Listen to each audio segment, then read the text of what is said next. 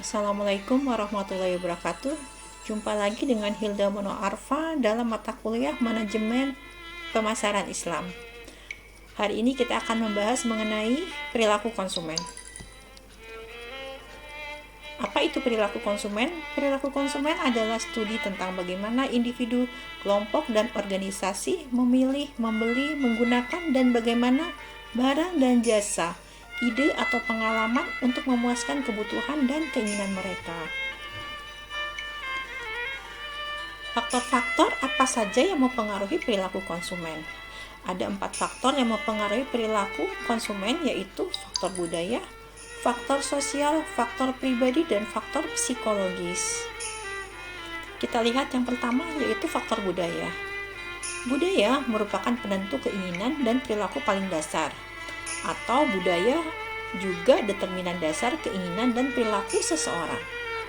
Budaya terdiri dari subbudaya yang mencakup kebangsaan, agama, kelompok, ras, dan wilayah geografis. Di dalam budaya juga termasuk kelas sosial, stratifikasi sosial ya, termasuk juga.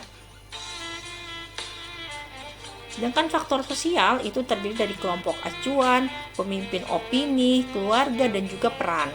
Nah, kelompok acuan adalah kelompok yang memiliki pengaruh langsung atau tidak langsung terhadap sikap atau perilaku seseorang. Kelompok acuan terbagi menjadi kelompok primer, kelompok sekunder, kelompok aspirasi, dan juga kelompok disosiasi. Pemimpin opini adalah orang yang menawarkan nasihat atau informasi informal terhadap produk atau kategori produk tertentu. Sedangkan keluarga merupakan kelompok acuan primer yang paling berpengaruh. Keluarga terbagi menjadi 2, yaitu keluarga orientasi yang terdiri atas orang tua dan saudara kandung, dan keluarga prokreasi, yaitu pasangan dan anak-anak. Nah, sedangkan peran dan status sosial itu meliputi peran dia yang dalam satu kegiatan ya.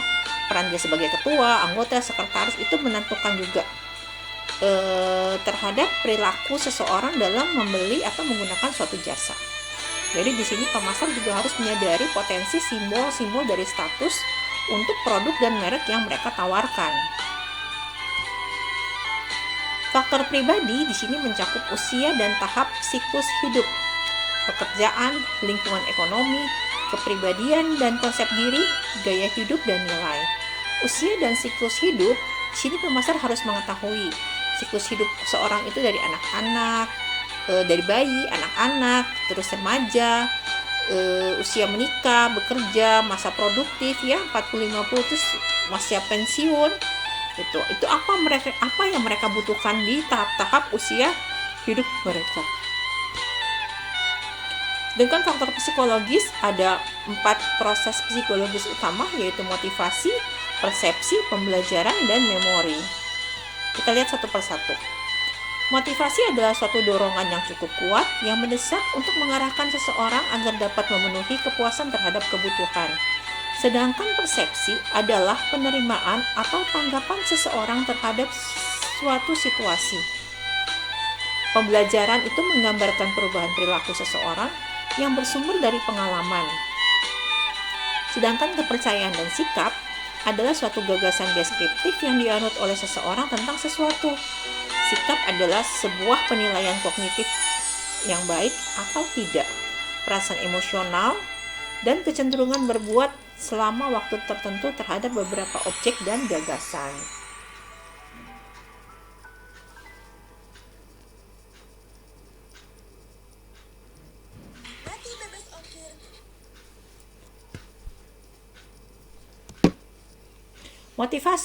Ada 4 teori motivasi yang terkenal, yaitu teori motivasi Maslow, teori motivasi Freud, dan teori motivasi Herzberg. Teori motivasi Maslow itu mengangkat atau mengungkapkan tentang kebutuhan manusia tersusun berdasarkan hierarki dari yang paling mendesak sampai yang paling tidak mendesak.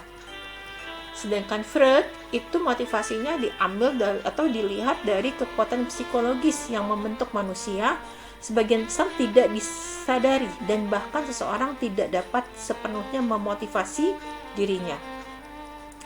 Sedangkan Herzberg melihat motivasi berdasarkan kepuasan dan ketidakpuasan. Tapi karena yang paling banyak digunakan adalah teorinya Maslow, maka kita akan bahas lebih lanjut lagi mengenai teori motivasi Maslow. Hierarki kebutuhan Maslow itu terdiri dari 5 tingkat. Yang pertama adalah kebutuhan fisiologis, kebutuhan keamanan, kebutuhan sosial, kebutuhan penghargaan, dan kebutuhan aktualisasi diri. Kebutuhan fisiologis ini yang termasuk adalah makan, minum, dan tempat tinggal. Jika kebutuhan ini sudah terpenuhi, maka dia akan naik ke tingkat kebutuhan selanjutnya, yaitu tingkat keamanan dan tingkat perlindungan. Nah, jika kedua tingkat ini sudah terpenuhi juga, dia akan naik lagi ke tingkat kebutuhan berikutnya, yaitu tingkat apa? Tingkat perasaan diterima sebagai anggota kelompok atau rasa ingin dicintai. Itu akan meningkat tadi ya. Ini dipenuhi, dia akan tingkat lagi kebutuhannya, kebutuhan penghargaan. Ingin statusnya diakui, ini pengakuannya, harga diri, dan lain-lain ya. Setelah ini 4 kebutuhan ini dipenuhi, akan terakhir ada kebutuhan aktualisasi diri, yaitu tentang pemahaman dan pengembangan dirinya. Jadi jika ini sudah terpenuhi semuanya, kita lihat tuh kalau orang-orang yang sudah mapan, sudah kaya, dia udah nggak butuh ini semua, tapi lebih butuh ke aktualisasi dirinya saja. Nah, kita lihat ada ini model perilaku konsumen, yang mana sebelum sampai tahap keputusan pembelian, konsumen itu dipengaruhi oleh rangsangan dari luar, yaitu ini rangsangan pemasaran dan rangsangan makroekonomi. Rangsangan pemasaran itu seperti produk dan jasa, harga, distribusi, dan komunikasi.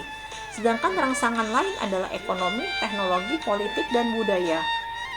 Sedangkan proses dalam internal konsumen terdiri atas motivasi, persepsi, pembelajaran, memori, ada juga budaya sosial dan personal, gitu ya. Selanjutnya, kedua ini proses dari internal dan eksternal konsumen, itu ada proses keputusan pembelian yang terdiri dari pengenalan masalah, pencarian informasi, penilaian alternatif, keputusan pembelian, dan perilaku pasca pembelian.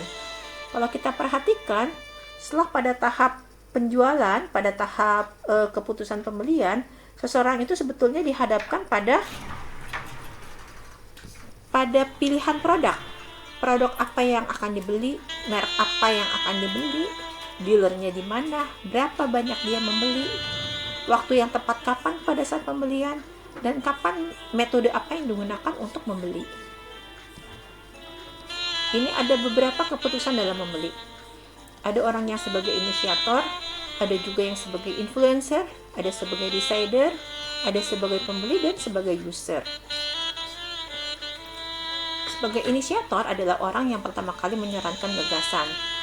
Kalau sebagai influencer adalah seseorang yang memberikan pengaruh, yang diperhitungkan nasihatnya. Kalau decider adalah seseorang yang menentukan sebagian atau keseluruhan pengambil keputusan. Kalau buyers adalah mereka yang melakukan pembelian yang sebenarnya. User adalah seseorang atau beberapa orang yang menikmati atau menggunakan produk atau jasa tersebut. Yang mana yang kita ketahui sebetulnya ada pemakai tapi dia bukan pembeli. Ya, bukan pembeli yang sebenarnya. Contohnya apa? Contohnya kebutuhan anak-anak ya. Kebutuhan anak-anak, susu anak, pampers, itu mereka adalah pemakai.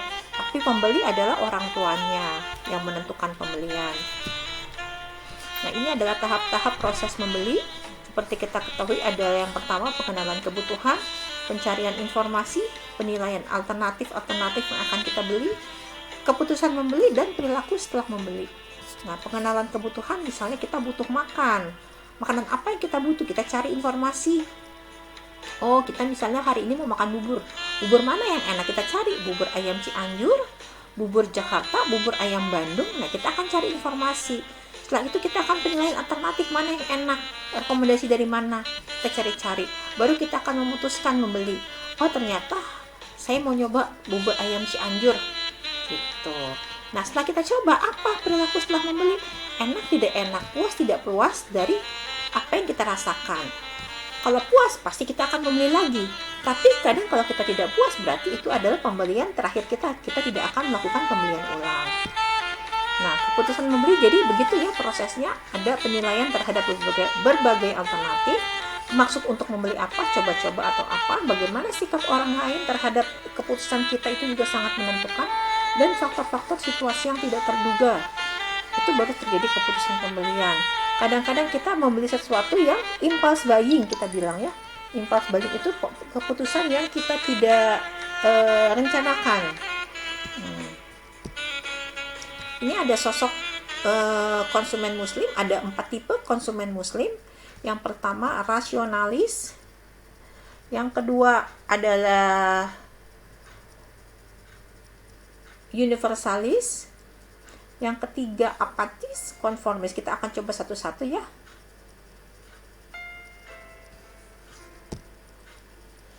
Yang pertama apatis, emang gue pikirin. Sosok ini adalah tipe konsumen yang memiliki pengetahuan, wawasan, dan seringkali tingkat kesejahteraan ekonomi yang masih rendah.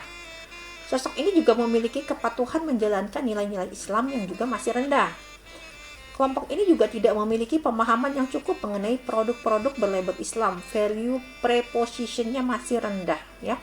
Mereka juga tidak peduli apakah suatu produk itu berkuatan nilai-nilai keislaman atau tidak.